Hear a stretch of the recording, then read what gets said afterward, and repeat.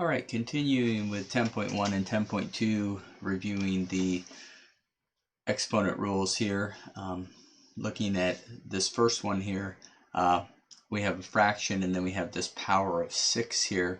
What we need to remember is that that power of 6 comes in and hits everything inside the parentheses there. And so what we actually have is we have x to the first, y to the first, and then we have this 6 power here.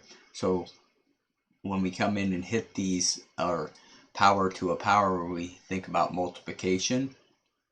So I get x to the 6th over y to the 6th. Okay. Next up, I got to make sure that this power hits everything.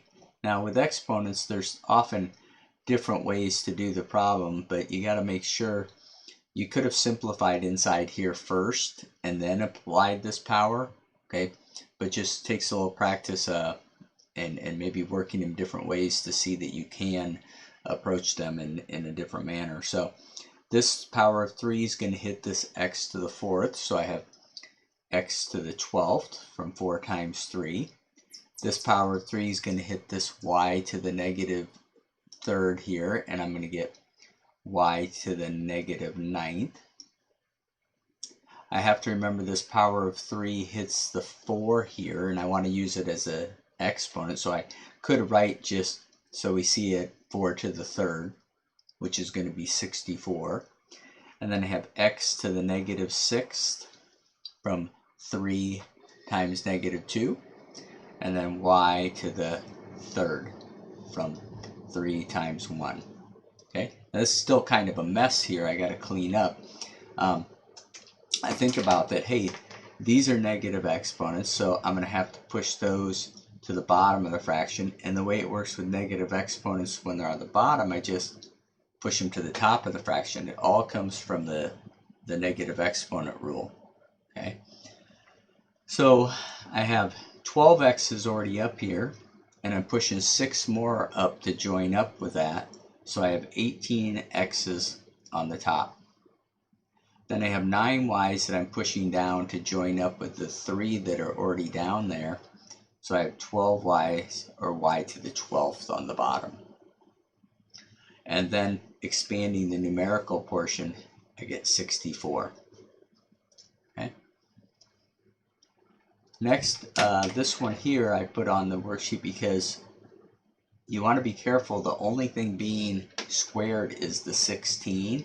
This negative comes down, and then 16 squared is 256. Now, if you were given this problem, negative 16 squared, that's the entire negative 16 squared, which is negative 16 times negative 16, which is positive 256. So hopefully you can see the difference between those two examples. Okay. Here again we get the power rule, and we have to remember that this 3, or this exponent of 3, comes in and hits both the 2 and the m to the 3rd. So I have 2 to the 3rd, m to the 9th, and then we want to expand the numerical portion, so I get 8m to the 9th. Some students will skip this step here, the first step, and know that 2 to the 3rd is 8. Okay. All right, looking at k here, and you see that this piece right here is raised to the 0 power. So what I have is negative 3 times 1, because raising something to the 0 power is 1, and I get negative 3. Okay. And then this last one here, a lot of negatives to deal with. We got to just be careful that this negative 1 comes in and hits all 3 of the things in here.